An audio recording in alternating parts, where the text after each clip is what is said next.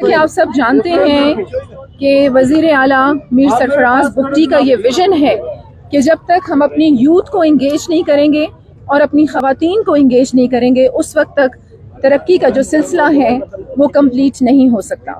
اسی لیے آج ہم سب اس خوبصورت اور شاندار میلے میں اکٹھے ہیں،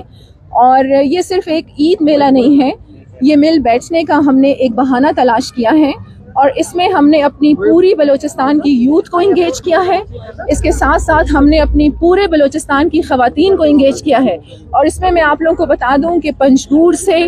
تربت سے، گوادر سے، اوران سے اس میں بہت سی تعداد میں خواتین شرکت کر رہی ہیں، اور ہم نے پورے سریاب کو اس میں ایکٹیویٹ کیا ہے، اور بہت سے سرپرائزز آپ کے لیے موجود ہوں گے اس میں۔ اور جس طریقے سے آپ دیکھیں میرے ساتھ یہ انجلا موجود ہیں، انہوں نے ٹورزم پہ بہت زیادہ کام کیا ہے، انہوں نے پورے 52 دن پورے بلوچستان میں گزارے ہیں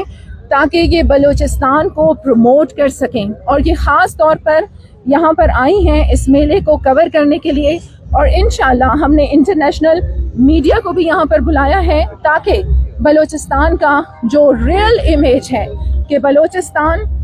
جو ہے بہادر لوگوں کی سرزمین ہے، مہمان نوازی کی مثالیں دی جاتی ہیں، اور ہم بہت محب الوطن اور پیسفل لوگ ہیں، تو یہ ایک میسج آپ کے ذریعے بھی جانا چاہیے، پوری دنیا میں جانا چاہیے، اور بہت سے سرپرائزز ان 3 دنوں میں آپ لوگوں کو ملیں گے۔ بہت شکریہ۔ اچھا میڈم، ایک طرف بلوچستان پورا ڈوبا ہوا ہے، سیلاب کی صورتحال ہے،